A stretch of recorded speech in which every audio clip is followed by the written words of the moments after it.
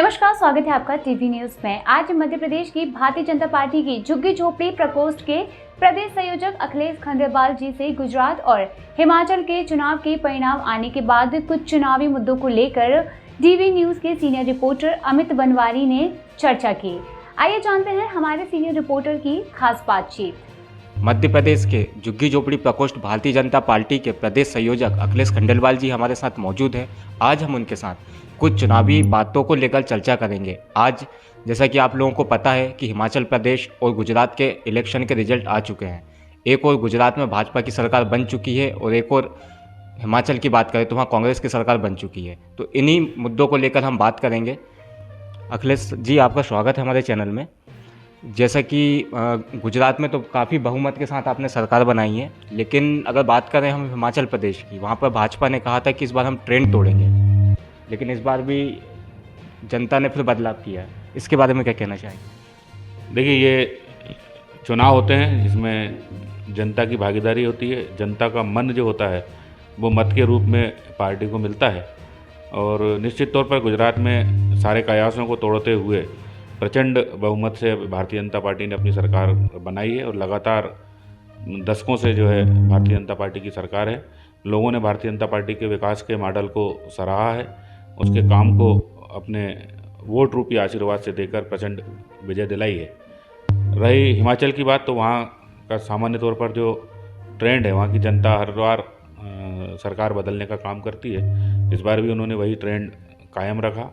वहाँ भी हमें उम्मीद थी कि हम अच्छे सीटें जीतकर सरकार बनाएंगे, पर जनता का आशीर्वाद, जनता का आदेश सिरोधार्य मानते हुए विपक्ष में बैठकर सकारात्मक भूमिका के साथ वहाँ पर काम करेंगे। जैसे कि मध्य प्रदेश में भी 2023 में चुनाव होने हैं विधानसभा के, और अभी राहुल गांधी आए थे यहाँ पर, यात्रा निकाली है मध्य प्रदेश में। काफ़ी जनता उनके साथ दिखाई दी है, तो कुछ फ़र्क पड़ेगा चुनाव में इस बार?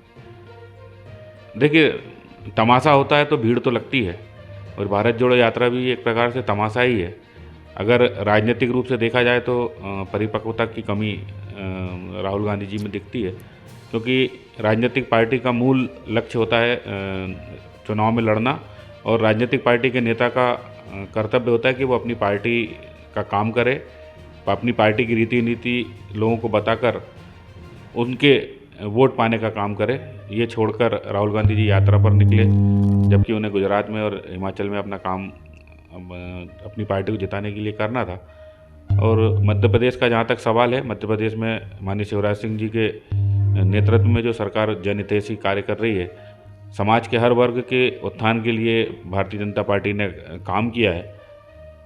शोषित पीड़ित जो व्यक्ति है उसको ऊपर उठाने का काम भारतीय जनता पार्टी की सरकार ने किया है, और इस काम के आधार पर निश्चित तौर पर 2023 में भी हम जो है भारी बहुमत से सरकार बनाएंगे। जैसे कि आप झुग्गी झोपड़ी प्रकोष्ठ भारतीय जनता पार्टी के प्रदेश संयोजक हैं, आपके प्रकोष्ठ की तरफ से आप क्या करना चाह रहे हैं सर चुनाव के लिए कि हमें जनता बहुत ज़्यादा आप लोगों को सपोर्ट करे? देखिए, केंद्रीय नेतृत्व ने भारतीय जनता पार्टी के कार्यकर्ताओं को लक्ष्य दिया है कि हम अपने मत प्रतिशत को 10% बढ़ाने का काम करें।